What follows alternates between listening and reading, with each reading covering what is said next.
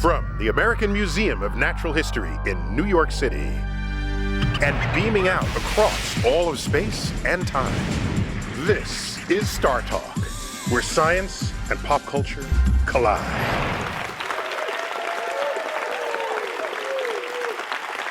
I'm your host, Neil deGrasse Tyson. I'm director of the Hayden Planetarium right here. And I've got with me one of my favorite co-hosts, Chuck Nice. Hey, Chuck, Neil. comedian. How are you, Dude, man? Good. Oh, look at that. Almost a smattering of applause for me. A sitting ovation, yes, Chuck. So, guess who I got to interview for this episode? I am. I don't want to boast or anything. You know, I have to say that this is a boast-worthy guest. It is. a You know who I guest. got? I got President Jimmy Carter. Fantastic, man. JC himself. Yeah. No, not the JC. Well, not JC. AJC. He's right. AJC. A lot of people right now are just like, what are you saying?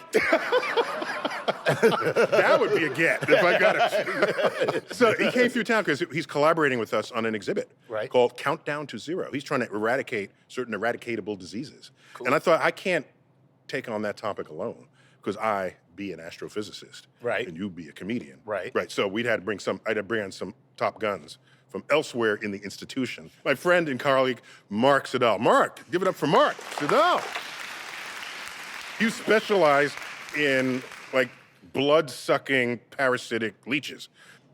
You know, I like to think that I care about the things that most people don't. Okay. Mark, when I was a kid, I looked up and I said, I want to study the universe. Where did you look to decide that you want to study parasites? I'm just curious, what kind of childhood did you have? I looked in the ravine that was across the road from my house where we were collecting snakes and frogs, and I just got really enwrapped in local ecosystems. Jimmy Carter came through town to this institution to help us inaugurate the new exhibit, Countdown to Zero, which is all about parasites, right? Yeah. And the eradication of parasites. So I always like knowing whether people like presidents and other sort of people of high station in life that are not otherwise scientists, I always want to know, is there science in them somewhere? Yes. Do they carry some kind of secret geek credentials that we don't otherwise know? Let's find out with President Jimmy Carter. In my freshman year in college, I was the laboratory assistant for the person who taught astronomy. So you had an early sort of cosmic baptism. Well, I did, and then I was in the Navy too, so I learned how to navigate, just from the stars. And planets. How would you say that your knowledge of math or science in college and high school, has that influenced your politics? Not what I mean is your ability to think about world problems. Well, I was an engineer, then I was a nuclear physicist. I was sent in charge of building the second atomic submarine. So I studied advanced physics. Mm-hmm. And then, of course, when I went into politics, being an engineer, I planned things, I made sure. You think differently from other politicians? I think in a way you do. You think differently from a lawyer or a doctor or somebody like that. And so. And most of Congress are lawyers, right? So unfortunately, you're really different. We need more engineers, more farmers, yeah. That's our man. Yeah, very cool. So after he became president, he started the Carter Center, which is devoted to sort of promoting sort of democracy and health and well-being around the world and monitoring elections. Mm-hmm. And he's sort of a trusted soul around the world, right? Oh, absolutely. He comes in, it's not, oh, here comes America, it's here comes Jimmy Carter, right? And so, but another one of their goals is to stamp outable diseases, right? That's correct. I mean, the Carter Center has been trying to do a lot of things in the president's post-presidency, arguably among the most productive post-presidencies of any American president. I mean, the hashtag, if you will, is waging peace. So this is why you need somebody with the political influence and respect that Jimmy Carter gets. Absolutely. And in fact, President Carter has been able to, he's really interested in getting local communities acting, but he's managed to get leaders of adjacent countries to compete against each other. He just call up the head of the country. Totally. You can't do that, but he can do that. I wouldn't even try. Well, I might try, but I don't know how far I'm going to get with that. Well, let's find out what steps he's taken in the Carter Center to deal with all of these cultural, political challenges. Well, the first step in the whole process is for me to go to the country, meet with the president and the Minister of Health and Minister of So Finance. you get to do that as a former president? Well, I have to, I love the way yeah. you say that. I'll just meet with the president. I could just do that. Well, I don't have any problem meeting with kings and that sort of thing, particularly if I come there I'm just saying that's great.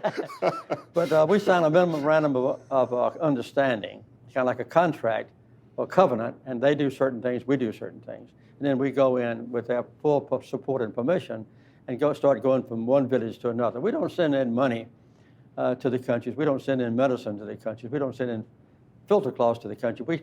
We make sure that our people deliver them directly to the village that is suffering from a disease. So the distribution channels you oversee, it's not just dropped off. It's not a drop-off point. We're completely in charge of all the distribution Now, the channels. filter claws prevent, I guess, the larvae from coming through so you Exactly. can drink a clean If cup of you water. pour the water with the guinea worms in it through a very fine filter cloth, then you can drink the water that emerges.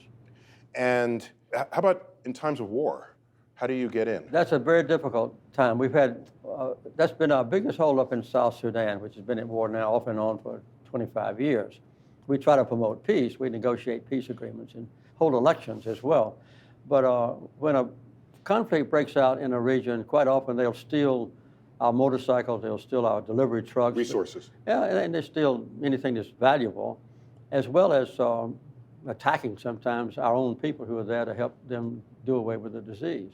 Another thing is that some of the countries have no way to keep their interest up. They get overconfident when we drop them down from, say, 200,000 cases to 2,500 cases. Then they get overconfident, and we can't get the president and the Minister of Health to cooperate. So If they don't understand, you've got to take it to zero. You got to take it to zero, otherwise it'll come back. So, Mark, there are dangers of complacency because, and it could be passive or active complacency. Sure. Passive would be, look, I got these other things on my plate. I can't worry about that now. Active would be, I choose to not worry about this because I don't think it's a problem. Well, I mean, fundamentally, it's whether or not you care about other people. Right. And this is the way that these disease eradication, whether it's guinea worm or smallpox or polio, it's so centered on a community caring about the whole community and infection and what happens to your neighbor. But you have to somehow convince people that they need to do this. You need somebody with a diplomatic finesse. Absolutely. To pull that off. So we're talking about my interview with Jimmy Carter and his efforts to eradicate the guinea worm. Something of your specialty, Mark. Yeah. You think about these kinds of things all the time. Every day. Which creeps me out. I just want you to know. Okay. Okay, just. That's fine. Okay. It doesn't creep you out. No. So the guinea worm, it's not called the American worm. It's not called the Russian worm. No. It's not called the Cuba worm. No, It's but called the guinea worm. But nobody wants a disease named after the country. That's certainly true. And President Carter knew this. He knew this. He did indeed. And he used this to his diplomatic advantage. Yes. Check it out. We had a very difficult problem in Ghana, which started out with 126,000 cases, and it got down to about 35 or 40, and it stayed there for about 10 years. So I finally went to the president 3 times and told him that we were going to change the name of the other guinea worm to Ghana worm. Oh, right, because it's named after where it was first discovered, in I the guess, country of or Kenya. diagnosed. Yes, that's true. Wow. And so that's an awesome And we raised a lot threat. of political pressure on him, and he finally got the word, and he became interested, and now we have 0 cases in That is Ghana. a clever, peaceful threat. Well, it does. I got to remember that. Sometimes they got kind of angry with us, but it works. Nice. The man was just throwing it down. Yo, that is a great little ploy. He had some more tricks in his bag. You know, he wants peace. What's the hashtag? Waging peace. Waging peace. And he actually used the guinea worm to achieve peace in one incident. Absolutely. Let's find out how he did it. They had a war going on that was fought in dry seasons and wet seasons. The dry season was when Sudan with tanks and so forth could travel easily. The wet season was when the rivers flooded and the southern Sudanese could prevail. So I went there and negotiated for quite a while with the South and North, and finally they agreed on a ceasefire just so that we could do away with guinea worm both in the North and South. And they still call it the guinea worm ceasefire. but they quit fighting for more than 6 months. It reminds me of, you read about, it was in the First World War, there was the Christmas ceasefire or the Easter ceasefire, and it's a glimmer of hope that there's some humanitarian dimension in And it this all. shows that if you give people a chance in a very poverty-stricken country to correct their own problems, they do it superbly. Wow. Is it possible that he could give Congress guinea worm? Because that would be awesome. So, Mark, what is the relationship between disease and war?